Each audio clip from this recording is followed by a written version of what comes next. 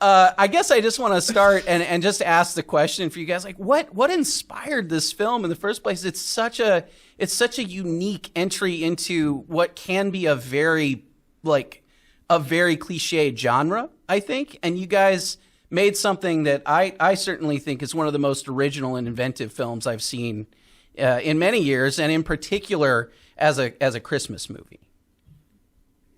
I mean, we could say that there's awesome a lot of contributions to the Santa genre, right?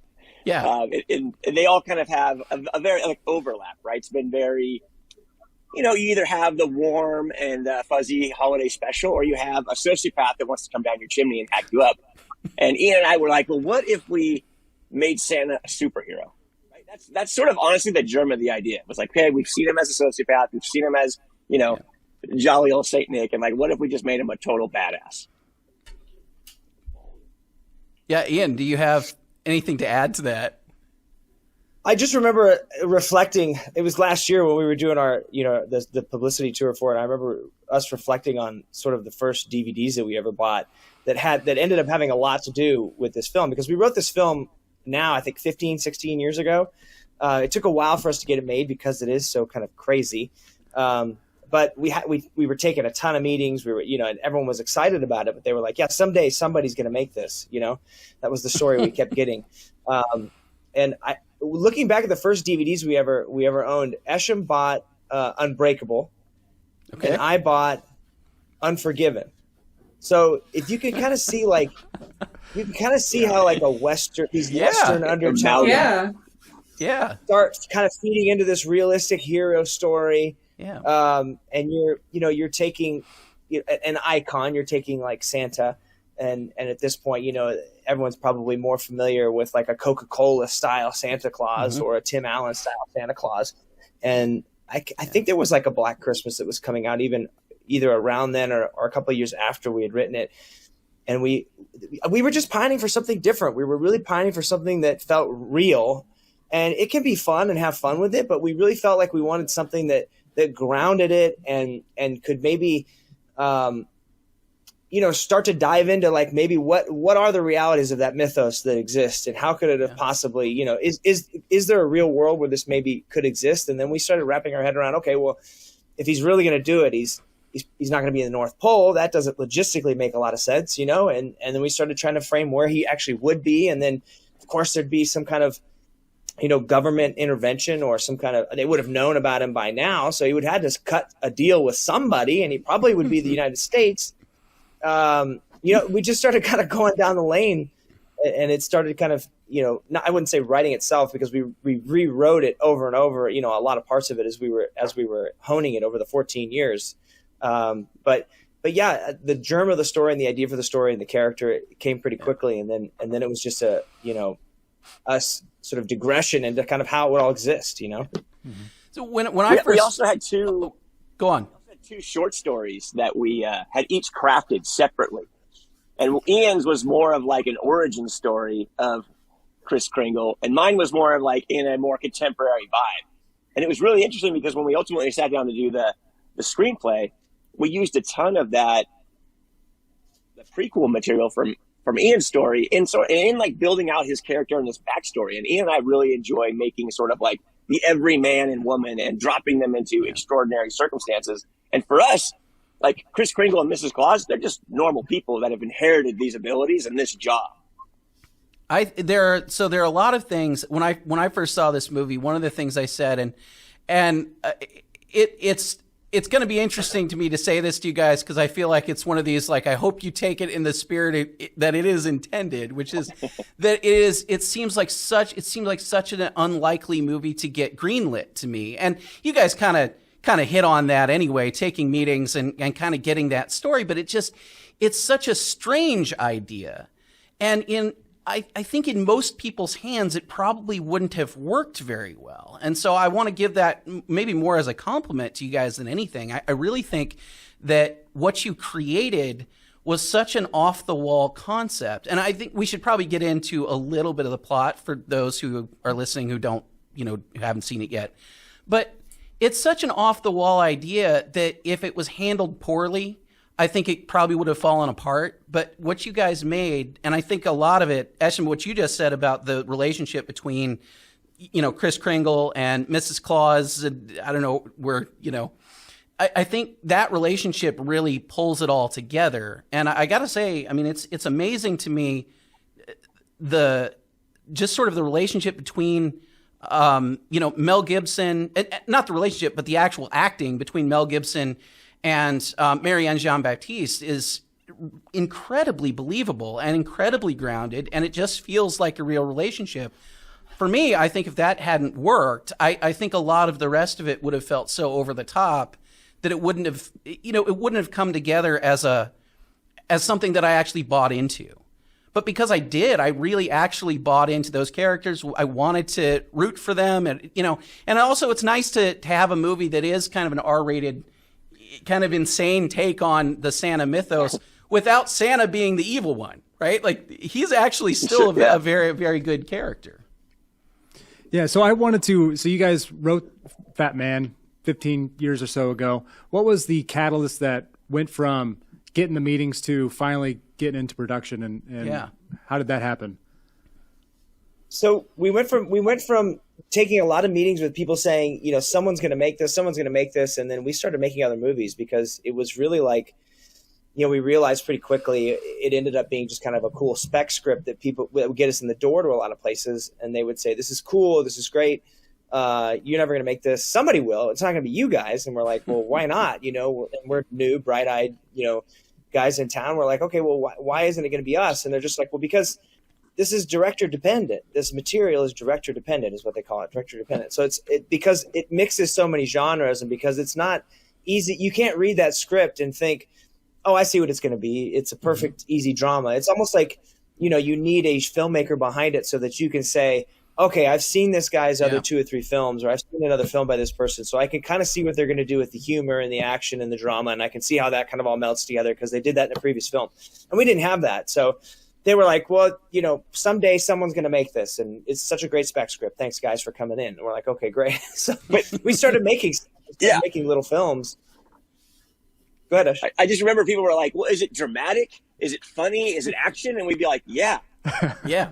You know what I'm saying? Like that was what we sort of like at different times for us. We enjoy movies that throw different gears, right? And if you can navigate between those different subtleties and shifts, that's exciting for us. That's the movies we love. I feel like you guys are really smart to have different. It's almost like there are different tones for different characters. And so there's sort of different modes that kind of come together when different characters are on screen. I think you mentioned this sort of, mustache twirling little kid, and that is kind of a tone all by itself. But it works if it's sort of, confined to that kid. I think if that was like the entirety of the villain structure, it would be too much. It was like what I was saying. Like, I think a lot of these things, like if you had any one of those elements that were dominating too much, I think it wouldn't work quite as well. But I think you balanced it incredibly well. And I also get why, not knowing the directors, right? Not knowing that you guys were going to be able to do this and pull it off. It is a really tricky, it's a tricky sort of needle to thread, I think. And you guys handled it really well. Yeah. What I found so interesting is that you guys, your story right now, our audience is usually pretty younger, starting out in their careers. And you guys were having these meetings, like you said, but and instead of taking those no's, you guys went and created something. And I love that. That's actually fantastic. I think that's a great model for somebody that's wanting to break into this. So would you guys say that's probably... I could give you the quick abbreviated, it'd probably take me 2 hours if we went through the whole thing, which is fun stuff, but I don't want to bore you guys. But so like we went and made a $1,500 film that got into some film festivals. Then we made a $5,000 film with about 5 or 4 of our other friends. And that one won all the festivals that we got into before and then some. And then we went and wrote a lot, and we got a lot of representation, and they were like, "Hey, stop making these little movies. Like, let's go make something big." And at that time in the early to mid 2000s, like the next movie was like a $5 million movie for Miramax or a $5 million movie for Focus, or, like they had a stepping stone. Once you've kind of proved yourself on the festival circuit, you went out, you got Eric Stoltz in your project, and you went and made it for $2 or $3 to $5 million, depending on, you know, how big it was or how cool it was. And that was kind of the trajectory. Well, we had Fatman as our example, and they would say, well, this is a little too big. If you're going to make something, you got to write something a little smaller. So we said, okay, great. We're going to write something that's in that kind of $5 million zone. We wrote it, and then right as we get it going and cast it up and rolling, of course, the financial crunch of '08 happens.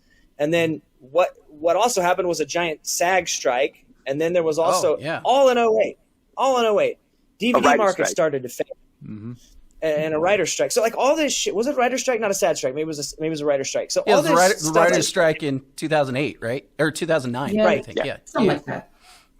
So all this stuff happened right at the same time, and then on the other side of all that, you know, the company that was going to do it came to us and said, hey, you know, that $5 million film we were going to make, like, can you do it for $2 to $2.5 million? And we were like, oh my God, like we can't do that for $2.5 million. Like, let us go write something. We're going to go write something, and we're going to come back for $2 million. And I guess we'll go the $2 million, the $5 million, then Fatman. You know, that was our idea. So we wrote the $2 million version, which ended up being Small Town Crime. We wrote that movie, and we were like, okay, this is going to be the $2 million movie. We come back to them like 10 months later. It was maybe like early 2010 at that point. We said, hey, we got that $2 million movie. What do you guys think?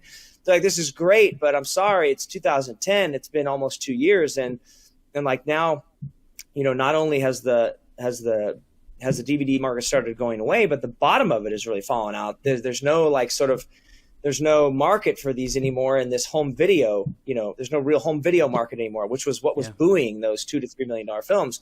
Right. And they said now, like the entry level right now is about $200,000. And we said, okay, we can't make this for $200,000. Let's go write another movie. So we went and wrote another movie called Lost on Purpose.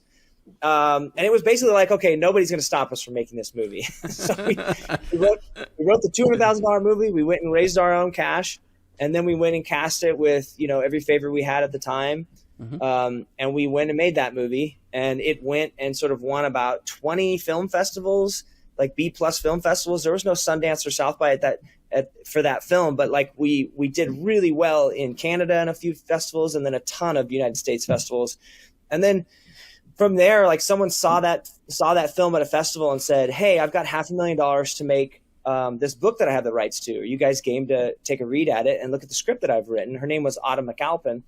And we read the script and we were like, okay, this is like a $20 million script. She's like, yeah, I'm kind of caught in development hell at a couple of companies and we're stuck. And I have $500,000 raised. Would you guys think you could make this? Read the book, see if you can make this. Read the book. We came back to her with a pitch of sort of how we'd shape her script into something we could do for $500,000. And Esh and I had spent some time in the restaurant business. So this movie, Waffle Street, it's about a guy who's running a $1 billion hedge fund. Maybe it was a $30 billion hedge fund. $30 billion hedge fund. He gets caught up in the financial crisis and gets blamed for, you know, his company's nefarious activities in the housing market. And he kind of goes down, takes a bullet for them, and then he goes to work at a Waffle House and has to rebuild himself with Danny Glover sort of riding him and turning him into a real boy. It's a very Pinocchio story. And he rebuilds himself and comes out of it a better person.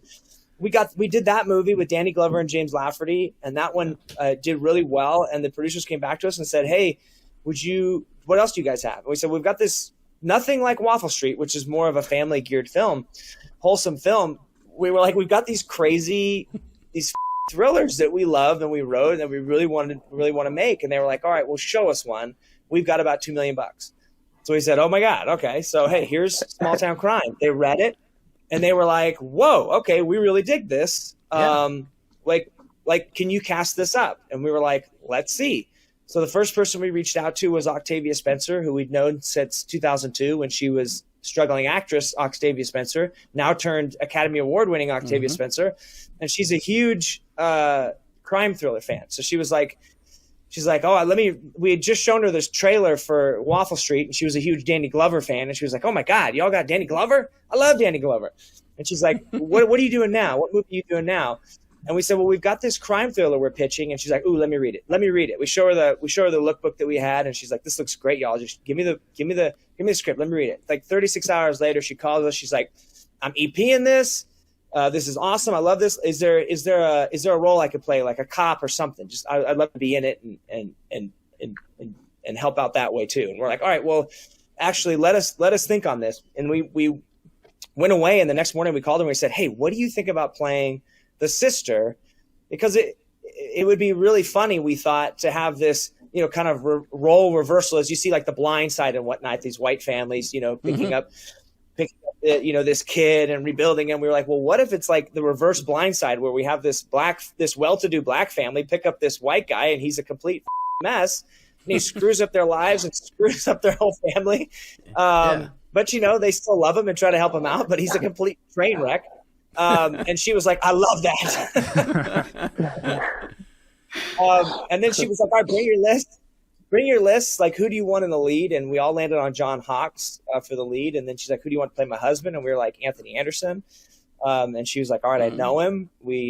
She's like, we actually get our nails done at the same salon. Let me see if I can run into him. And she didn't run into him at the nail parlor, but she ran into him at a party somewhere. And she's like, I pitched it to him. He read the script, y'all. He's pumped about it. He's down to do it. Let's just find a time we can get him in. And then it was set. We had our sort of dynamic trio. And for those three, they funded us, and we went to Utah and shot it. And man, we got into South by with it. And that really was the turning point, because that movie mixes exactly what Fatman mixes, but it mixes it in a very well-known genre. We were able to attack something like a crime thriller, and kind of put our voice into it with our comedy and our action and our drama. Yeah. So when people were like, "What's the tone of Fatman?" we're like, "Well, it's like that."